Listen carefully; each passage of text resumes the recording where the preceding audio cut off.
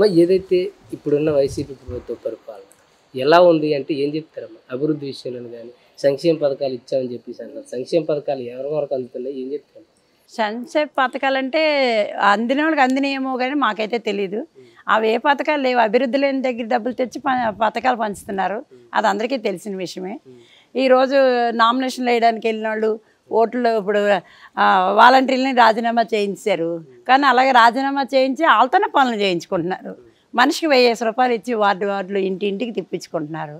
చాలా ఘోరంగా ఉందండి. ఈ సంక్షేమాన్ని ఆయన పథకాలు అవన్నీ ఈరోజు ఈటీవీ వార్తలు చూసారా? కొన్ని వేల కోట్ల సీసాలు దొరికినాయి. ఏది మద్యం అవన్నీ ఎక్కడి నుంచి వచ్చినాయండి? జగన్ గారి కంపెనీలోంచే కదా వచ్చినాయి. అవన్నీ మద్యపానం విషయానికి వస్తే పూర్తి మద్యపానం చేసిన తర్వాత ఓట్లు అడుగుతున్నారు. ఎలా అడుగుతున్నారు అంటారు? మద్యం ఇచ్చి ఓట్లు అడుగుతున్నారండి. మందు ఇచ్చి ఓట్లు అడుగుతున్నారు. బ్యాన్ చేసేస్తామని ఎప్పుడు ఆయన ఎక్కినప్పుడు ఎక్కక ముందు మాట అది. ఎక్కిన తెల్లారి నుంచి ఓపెన్ చేశారు. ఎక్కిన తెల్లారి నుంచి ఈ 5 సంవత్సరాలు తాగుతున్నారు, సస్తున్నారు, ఒక చచ్చారు, అవన్నీ అయిపోయినాయి. మళ్ళీ ఇప్పుడు సీసాలు ఇస్తూ ఓట్లు వేయించుకుంటున్నారు.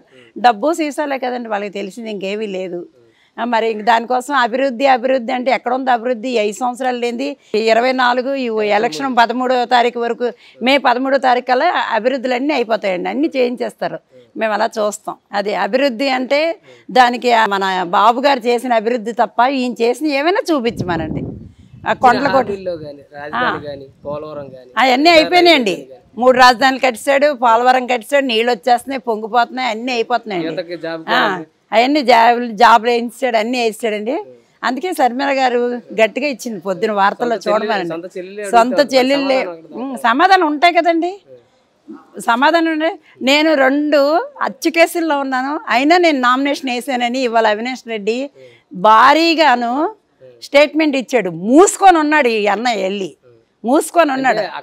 అంటే నామినేషన్ వేసి బయటకు వచ్చి నేను హత్య కేసుల్లో 2 ఉన్నాను, ఎవడేం చేసుకున్నాడు చేసుకోండి అని నామినేషన్ హాల్లో బయటకు వచ్చి చెప్పాడు.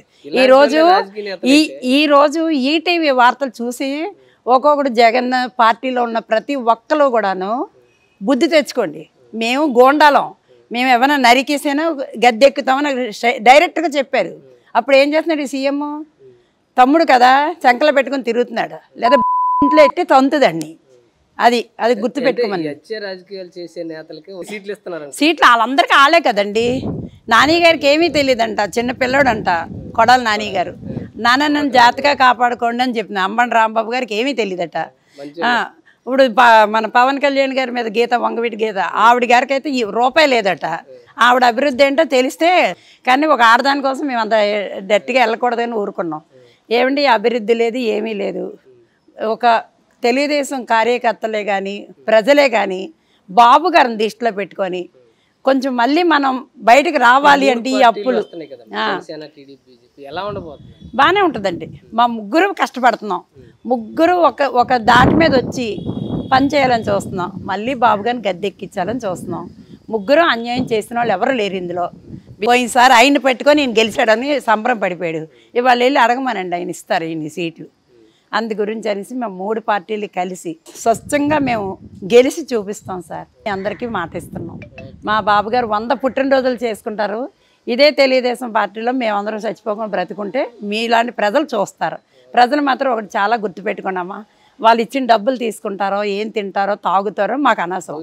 భవిష్యత్తు మన పిల్లల కోసం, మన కరెంటు బిల్లులు, గ్యాసులు, 3 gas cylinder free, ladies bus free, మన పిల్లలకి ఫీజులు ఫ్రీ, ఇవన్నీ కొంచెం మీరు దృష్టిలో పెట్టుకొని మన తెలుగుదేశంకి, మన వార్డులో బీజేపీ అయితే మన జనసేన కానీ ఏ వార్డుకి ఏది వస్తే మన బాబు గారిని ఎవరైతే కలిసి చేసుకుందాం అన్నారో వాళ్ళ ముగ్గురికి మీరు దయచేసి ఓట్లేసి మన తెలుగుదేశం పార్టీని గెలిపిస్తారని కోరుకుంటున్నామమ్మా. మేమైతే ఏమి అనుకోవద్దు, ఎవరిని విమర్శించట్లేదు ఇది. కానీ బాబు గారు మాత్రం మనందరం గెలిపించుకుందాం అని కోరిక, అంతే.